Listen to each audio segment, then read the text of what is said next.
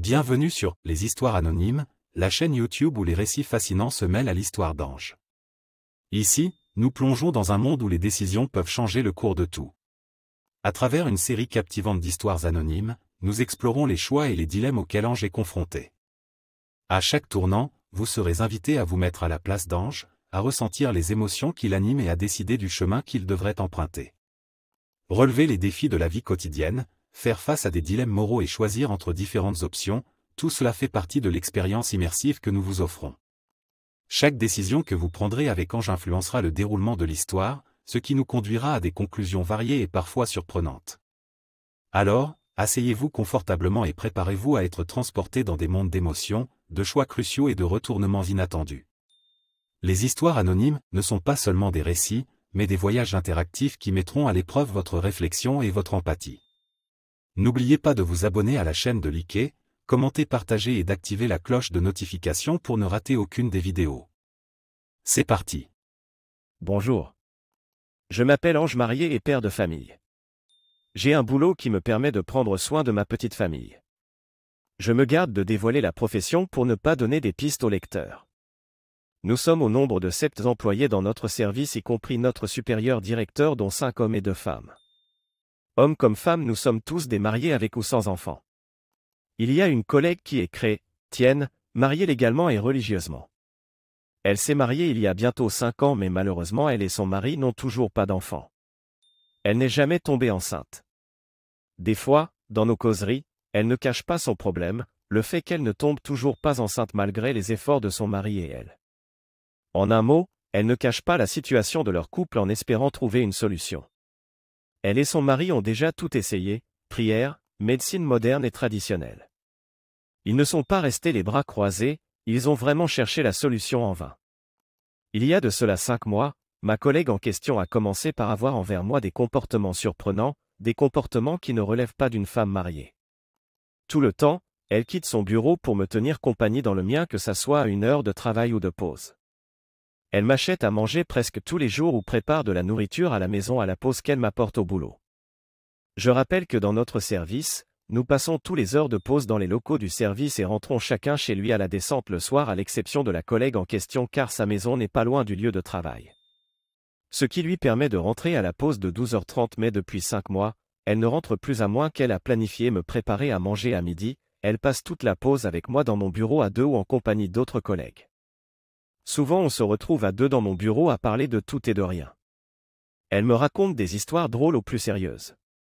Elle partage tout son quotidien avec moi. Sa vie de couple, tout et tout, le comportement, le travail et même le quotidien de son mari. Chaque soir avant de se coucher, femme d'autrui m'appelle pour m'informer et me souhaiter bonne nuit, et ceci en présence de son mari. Des fois même, après avoir échangé avec moi, elle me passe son mari avec qui j'échange quelques mots. Les matins au réveil, si téléphone sonne à 6h du matin, c'est ma collègue, femme d'autrui là, qui appelle pour voir si j'ai bien dormi et si je me suis bien réveillé. Cette situation persistait jusqu'à ma femme a commencé par gréver avec moi. Un jour, j'ai appelé ma collègue, essayant de la ramener à la raison. Je lui ai expliqué qu'elle est une femme mariée et que ses comportements envers moi n'étaient pas ceux d'une femme mariée. Que si son mari apprenait qu'elle a un tel comportement envers moi, ça va mal se finir pour nous deux. Pour finir, j'ai ajouté que ces moments auxquels elle m'appelle à chaque soir ne sont pas des moments propices, que ça crée des problèmes entre ma femme et moi, qui a commencé par se faire des idées arrêtées. C'est là, ma collègue me dit que son mari n'a aucun problème avec le fait qu'elle me contacte et reste avec moi tout le temps, que des fois même c'est son mari même qui lui demande de m'appeler pour prendre mes nouvelles. Que si ma femme se fait des idées arrêtées, qu'elle peut l'appeler ou se rendre chez nous pour la rassurer. J'ai dit non, pas question d'aller voir ma femme. J'ai même oublié de vous dire des séquences où ma collègue se déshabillait devant moi alors qu'on n'était que 2 pendant la pause. C'était tellement récurrent, ces séquences de déshabille. Au départ, j'étais choqué, jusqu'au point de lui faire des reproches, mais en vain. J'ai dû m'adapter à la situation. Un jour, ma collègue me faisait comprendre que son mari voulait me voir pour échanger avec moi, qu'il voulait que je vienne chez eux à la maison. Je lui faisais de faux programmes jusqu'à un jour le mari même m'appelle et me demandait qu'il voulait me voir, qu'il souhaiterait que je vienne chez eux. Ce que je fis, mais pas seul, plutôt en compagnie d'un autre collègue.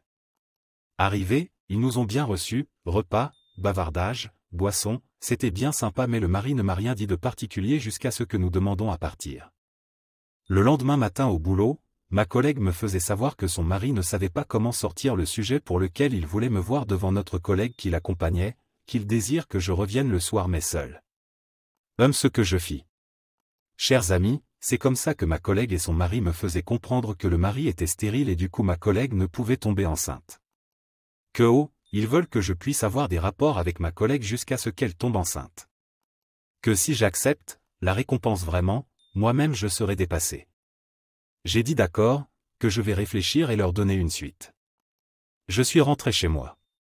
Le lendemain, je commence par recevoir de la pression de la part de ma collègue et son mari tous les jours que Dieu fait. Pression de la part de ma collègue au boulot et de la part de son mari au moins 2 fois par jour au téléphone. Ils insistent que j'accepte leurs propositions. Ils me font pas mal de promesses, surtout le mari vu qu'il est un peu aisé financièrement. Tous les jours ma collègue ne vient pas au boulot sans m'apporter un cadeau soit pour moi-même ou pour mon enfant puisque j'en ai un pour le moment. Je rappelle que le mari est proche de la cinquantaine alors que ma collègue a 35 ans et moi 30 ans. Vraiment je ne sais pas s'il faut accepter ou non. Accepter serait sans nul doute un péché. Et mieux l'enfant à naître devait porter leur nom alors que c'est moi le géniteur. Refuser je ne sais pas si c'est la meilleure option puisque ce sont des gens qui ont besoin de quelque chose que j'en possède. Pourquoi ne pas les aider à surpasser ce problème alors que j'ai la solution avec moi? L'argent ce qu'on me propose comme récompense, c'est énorme financièrement, j'ai besoin d'AR, Gent aussi. Que faire? J'ai besoin des conseils de vos abonnés pour prendre la meilleure décision le plus tôt possible car la pression que je reçois est énorme. Merci pour votre compréhension. Vos avis et suggestions m'aideront. En laissant un commentaire, vous nous exposez votre point de vue afin que je puisse prendre une décision. Chez téléspectateurs, vous pensez quoi? Nous arrivons déjà à la fin de la vidéo, mais notre aventure commune ne fait que commencer. Les histoires anonymes est bien plus qu'une simple chaîne YouTube. C'est un espace où vous pouvez trouver du réconfort, de l'inspiration et des conseils pour naviguer à travers les hauts et les bas de la vie. Quels que soient vos soucis, vos rêves ou vos interrogations, souvenez-vous que vous n'êtes jamais seul. Ici, nous sommes une communauté qui se soutient mutuellement, prête à vous écouter et à vous aider. N'hésitez pas à vous abonner et à activer les notifications pour ne manquer aucune de nos vidéos. Et surtout, prenez le temps de parcourir notre chaîne et de découvrir les différentes ressources disponibles. Nous sommes convaincus que vous y trouverez des informations précieuses et une communauté bienveillante prête à vous accueillir à bras ouverts. Merci d'avoir choisi les histoires anonymes. Ensemble, nous pouvons apporter du réconfort et de l'espoir à tous ceux qui en ont besoin. À très bientôt dans nos prochaines vidéos.